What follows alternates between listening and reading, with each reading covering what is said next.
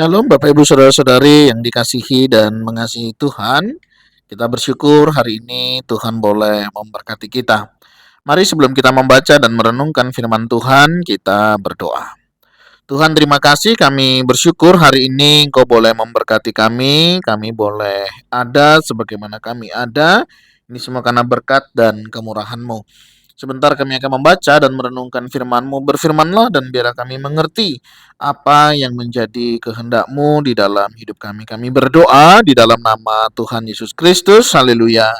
Amin. Ayat firman Tuhan hari ini kita sudah sampai di Injil Lukas pasal yang keempat. Ayatnya yang ke-16 kita akan belajar sampai ayatnya yang ke-30. Namun saya akan membacakan di ayatnya yang ke-28 hingga ayatnya yang ke-30. Mendengar itu, sangat marahlah semua orang yang di rumah ibadat itu. Mereka bangun, lalu menghalau Yesus keluar kota dan membawa dia ke tebing gunung, tempat kota itu terletak, untuk melemparkan dia dari tebing itu. Tetapi ia berjalan lewat dari tengah-tengah mereka, lalu pergi. Amin. Demikianlah firman Tuhan. Mari kita merenungkannya. Bapak Ibu Saudara, pernahkah mengalami penolakan? Ya, ditolak atau tidak diterima. Apakah itu dari keluarga, dari lingkungan, dari komunitas yang ada, atau bahkan mengalami penolakan dari dalam gereja. Tidak sedikit Bapak Ibu Saudara, banyak orang mengalami kekecewaan karena penolakan. Apakah penolakan itu terjadi karena langsung memang diucapkan ataupun melalui sikap, ya? Karena kadang sikap juga berbicara apakah mereka menerima kita atau menolak kita. Nah, Bapak Ibu Saudara, berbicara tentang penolakan memang ini satu hal yang tidak enak ya, tidak menyenangkan begitu.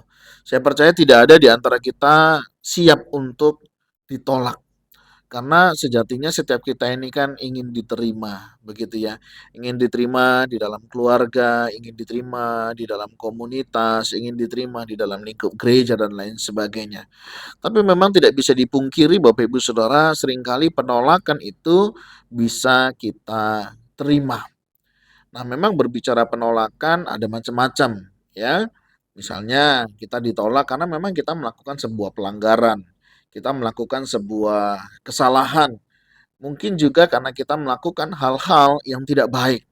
Wajar sekali memang jika kita mengalami penolakan, ya misalnya ajaran kita nggak benar, ya sikap hidup kita yang tidak baik, ya wajar lah Bapak Ibu Saudara kalau kita mengalami penolakan. Tetapi menjadi tidak wajar ketika kita sudah baik, begitu ya. Kita juga memberikan ajaran yang sehat, kita juga melakukan hal-hal yang positif, bahkan boleh dikatakan membangun, tetapi justru kita mengalami penolakan. Tentunya ini bukan hal yang mudah, ya. Orang bisa kecewa, orang bisa patah hati, ya. Pernah ya misalnya orang pacaran ditolak begitu ya. Dia pikir sudah sayang begitu ya, sudah deket, sudah sama-sama memberikan perhatian, ya. Giliran mengungkapkan cinta ternyata ditolak. Sangat mungkin saja terjadi hal demikian di dalam sebuah hubungan, ya. Rasanya pasti tidak enak, saya bisa memahami itu. Iya. Nah, Bapak Ibu Saudara, bagaimana kita belajar dari firman Tuhan di dalam penolakan? Nah, ternyata Bapak Ibu Saudara, Tuhan Yesus juga pernah ditolak. Nah, menariknya dia ditolak di kampungnya, ya, di mana dia di sana dulu dibesarkan. Sehingga ini menjadi sesuatu hal yang menurut saya bukan hal yang mudah. Ya, ditolak di tempat yang lain orang nggak ngerti, nggak masalah ya. Ini ditolak dari lingkung orang-orang yang ada di sekitarnya. Ya, ketika dia membacakan kebenaran firman Tuhan dan kemudian ada yang bilang, "Loh, bukankah dia anaknya Yusuf?" Ya. Kadang orang itu mengukur orang berdasarkan latar belakangnya. Ya, setiap orang punya latar belakang lah. Ya, tapi kan setiap orang juga punya hari depan, ya. Setiap orang punya masa lalu, tapi setiap orang juga punya masa depan. Nah, seringkali di dalam kita melihat hal demikian, saya melihatnya ada dua bagian. Yang pertama, dari sisi si penolak, ya, orang yang menolak. Ya, cukup beralasan apa yang dilakukan oleh mereka bahwa mereka mendapatkan satu ajaran yang tidak menyenangkan buat mereka. Ya, kadang kita ditolak ya Bapak Ibu Saudara bukan karena kita melakukan kesalahan, tapi kadang juga karena kita melakukan kebenaran. Tidak heran, kadang orang-orang yang melakukan kebenaran justru mendapatkan banyak penolakan. Karena apa? Karena akan sangat mengganggu orang-orang yang sudah biasa hidup di dalam ketidakbenaran, ya. Jadi ketika kita hidup ya dalam ketidakbenaran, kita akan mudah ditolak. Makanya kalau kita melihat ya di dalam kehidupan, kelompok-kelompok itu akan menunjukkan identitasnya. Ya, makanya sulit sekali orang benar masuk dalam komunitas yang tidak benar. Demikian juga orang yang tidak benar akan sangat sulit sekali ketika ada orang yang benar. Ya, contoh misalnya orang yang suka menggibah. Dia pasti tidak suka dengan orang-orang yang tidak suka menggibah. Kenapa? Karena waktu mau mereka menggibah, mereka kan ada yang nasehatin begitu ya. Ada yang ngomongin janganlah kayak gitu kita ngomong orang nggak ada orangnya. Kalau memang kita berani ngomongnya di depan orangnya, sampaikan kalau memang kita mau memberikan masukan. Nah, bagi orang-orang yang suka menggibah nggak akan mau. Nah, orang-orang yang datang demikian pasti akan mengalami penolakan. Ya, sebagaimana Yesus, Yesus juga ditolak oleh orang-orang pada saat itu. Yesus menyampaikan kebenaran bukan menyampaikan sesuatu yang salah, tapi Yesus pun harus mengalami penolakan. Nah, kenapa mereka menolak? Bisa jadi mereka tidak nyaman dengan kehadiran Tuhan Yesus. Ya, bisa jadi mereka tidak merasa nyaman dengan kebenaran yang disampaikan. Jadi dari sini kita bisa melihat sebenarnya komunitas mereka pada saat itu komunitas yang seperti apa. Karena sejatinya orang benar pasti ya bisa kumpul dengan orang benar. Orang yang nggak benar ya mereka kumpulnya dengan orang yang nggak benar. Karena ketika yang benar masuk dalam komunitas yang nggak benar mereka sangat tidak nyaman sekali dan mereka pasti akan berusaha menolak. Ya, sama di dalam kehidupan pemerintahan kita kan juga begitu. Nggak mudah hari ini kita menjadi orang benar, menjadi orang yang punya prinsip. Untuk kita bisa memegang kebenaran nggak mudah. Karena apa? Tantangannya banyak. Bisa jabatan kita digeser, bisa posisi kita dipindahkan, nggak tahu kemana, ya ada banyak hal Bapak Ibu Saudara. Jadi jangan heran kalau ada penolakan di dalam kehidupan ini. Ya, bagi orang-orang yang suka menolak coba pelajari. Jika memang itu sebuah kesalahan, oke. Kita evaluasi, kita perbaiki. Tapi jika memang itu benar dan itu mengoreksi di dalam diri kita, nggak perlu dong kita tolak. Dan yang kedua yang kita tolak itu ajarannya atau orangnya. Jangan karena ada sentimen ya, gara-gara orangnya, ajarannya pun kita nggak mau terima. Walaupun sebenarnya ajarannya itu benar. Ya. Yesus ajarannya benar. Kenapa harus ditolak? Nah, itu menjadi pelajaran buat orang-orang yang suka menolak. Nah, bagaimana dengan kita yang ditolak?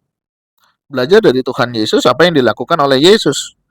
Dia langsung ambil posisi memang yang saya lihat ya, waktu dia diperlakukan begitu, dia berjalan lewat dari tengah-tengah mereka, lalu pergi. Kadang kita harus mengambil sikap, tidak boleh mengikuti sikap mereka. Ya mereka maunya begini, mereka maunya begitu. Kita bisa kok mengambil sikap. Tidak harus seperti apa yang mereka mau. Dan itulah orang-orang yang hidup dalam kebenaran. Kadang kita diposisikan, disudutkan dalam satu situasi untuk kita hidup seperti apa yang mereka mau. Nah, di sini yang kadang akhirnya kita apa? Terjebak di dalamnya dan kita masuk di dalam jebakan mereka. Nah, kalau kita memperhatikan bagaimana sikap Yesus ketika dia ditolak, dia memilih jalan yang lain. Dia berani mengambil sikap dan dia berani menyatakan perbedaan yang memang ada. Enggak masalah, bukan kita yang rugi kok, ya. Jadi Bapak Ibu Saudara kalau mengalami penolakan jika kita ada dalam posisi kebenaran, nggak perlu takut. Tidak perlu merasa rugi, ya. Justru mereka lah yang menolak itu yang rugi.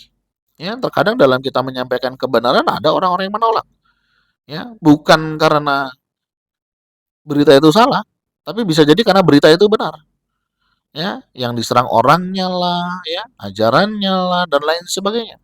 Kalau memang itu adalah sebuah kebenaran, yuk kita terima, begitu. Jangan karena ketidaksukaan ya, karena ada sentimen pribadi, apapun ajarannya kita tolak, nggak benar ya. Mari kita belajar dan bersikap ya. Jadi sikap kita Bapak Ibu Saudara ketika kita mengalami penolakan ya enggak apa-apa. Yang pertama kita harus menerima ya. Kenapa? Setiap kita pasti bisa lah mengalami situasi kondisi ini ya. Dan ini menjadikan sebuah bagian dari kehidupan ya. Penolakan menjadi bagian alami ya dari kehidupan yang menghadirkan tantangan dan peluang untuk pertumbuhan. Ini menjadi tantangan buat kita ketika kita mengalami penolakan. Ya, dengan tetap belajar, rendah hati, kita menerima nggak apa-apa.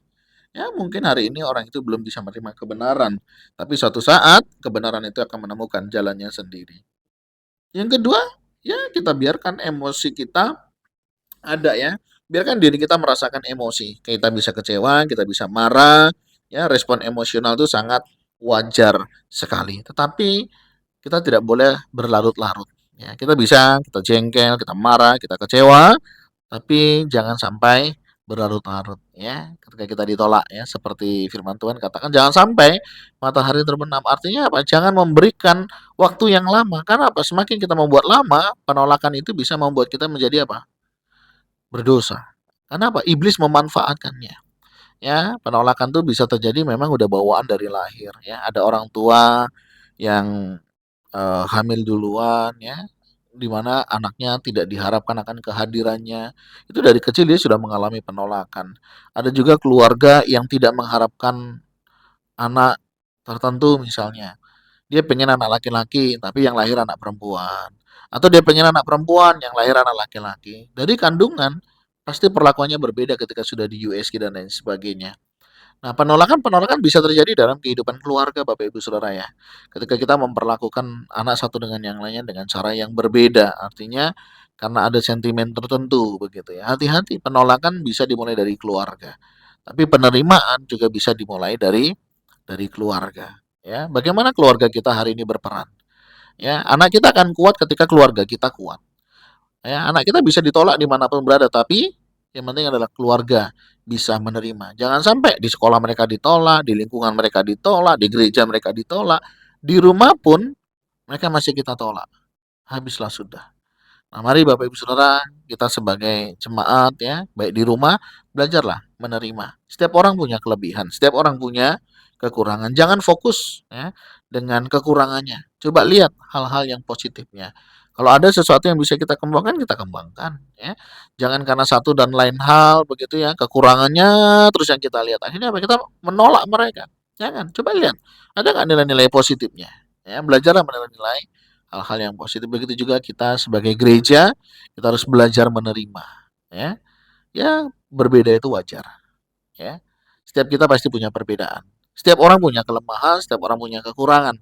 Dan mari kita belajar untuk menyikapinya dan tidak mudah untuk melakukan penolakan. Sebagai orang yang terlibat dalam penolakan, mari kita belajar untuk menerima. Sebagai orang yang mengalami penolakan, mari kita juga belajar menerima bahwa ini sesuatu yang umum, sesuatu yang wajar, dan bagaimana kita mengelola ini akan menolong kita untuk menjadi kita bertumbuh dan kita bisa menjadi yang lebih baik.